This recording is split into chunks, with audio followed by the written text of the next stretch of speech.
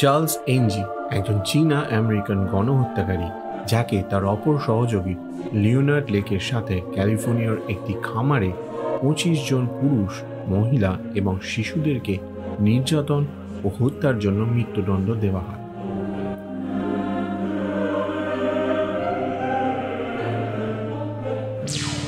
Charles চিটার্ড NG জন্মগ্রহণ করেন 24শে December 1960 সালে চীনের হংকংয়ে।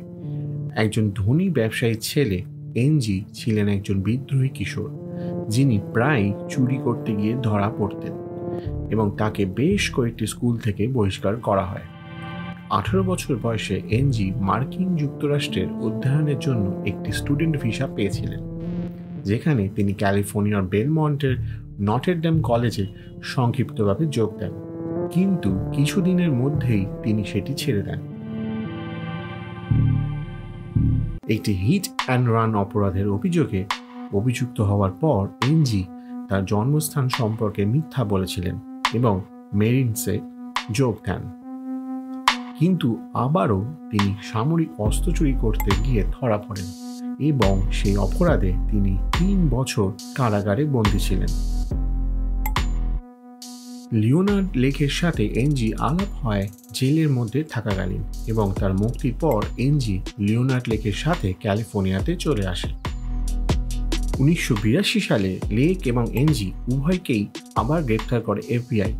এবার আগ্নেয়াস্ত্র সমেত ধরা পড়ে তারা। লেক জামিন পায় এবং তার প্রাক্তন স্ত্রী মালিকানাধীন ক্যালিফোর্নিয়ার উইলসিভিলে একটি খামারের ভিতরে লুকিয়ে যায় এবং এটিকে একটি দুর্গে পরিণত করে। একটি বিশাল মাপের অপরাধের প্রত্যাশায় অস্ত্র এবং খাদ্য সামগ্রী এই জায়গাটি মজুত করতে লাগে।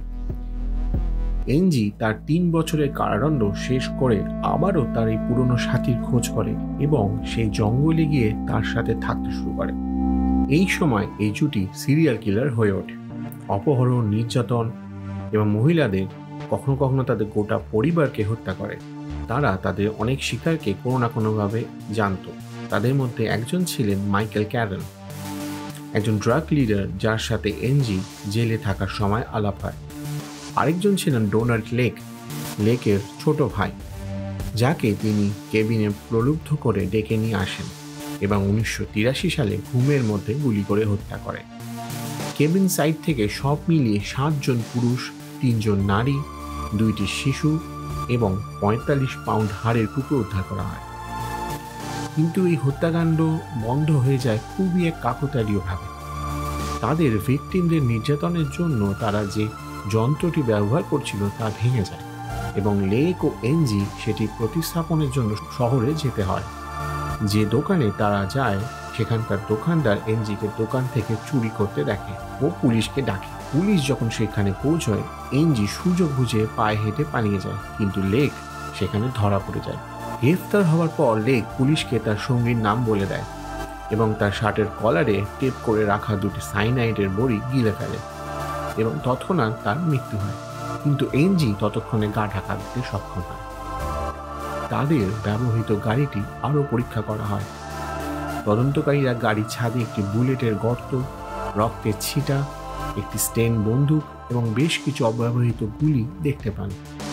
যাত্রী আসনের নিচে ঠিকানা সহ লেকের প্রাক্তন স্ত্রীর নামে ইউটিলিটি বিল পাওয়া যায়। সেই ঠিকানাতে পৌঁছে পুলিশ মৃতদেহ এবং শরীরের অংশগুলি খুঁজে পায়। এছাড়া তারা তাদের বাংকারের কবর দেওয়া অস্ত্র, ক্ষতিগ্রস্তদের ব্যক্তিগত জিনিস, এমনকি লেক এবং এনজির ধর্ষণ করা ভিডিও টেপও খুঁজে পায়। কিন্তু এনজি তার দোকান থেকে চুরি করার অভ্যাসটির জন্য পুনরায় বেকায়দায় পড়ে। যখন একটি দোকান থেকে কিছু খাদ্য সামগ্রী চুরি করে পালাচ্ছিল, তখন সেই দোকানের নিরাপত্তা রক্ষীরা দেখে ফেলে এবং তাকে ধরে, কিন্তু এনজি তাদের ওপর গুলি চালায় এবং একজন রক্ষীর হাতে গুলি লাগে, কিন্তু তা সত্ত্বেও এনজি ধরা পড়ে যায়। কানাডিয়ান পুলিশ তার বিরুদ্ধে ডাকাতির চেষ্টা, আগ্নেয়াস্ত্র রাখা এবং হত্যার চেষ্টার অভিযোগ আনে।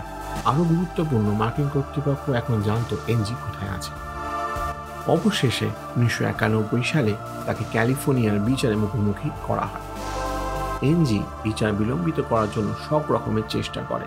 ঘন ঘন তার আইনজীবী বরখাস্ত করেছিল, বিচারের স্থান পরিবর্তন করা এমনকি নিজের কেস নিজে লড়ার আবেদনও করেছিল।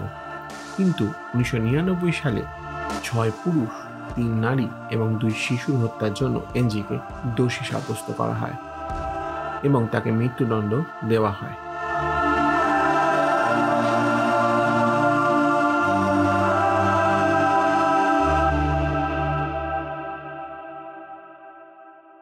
এরকম আরও ঘটনা শোনার জন্য আমাদের চ্যানেলটিকে লাইক, শেয়ার এবং সাবস্ক্রাইব করুন।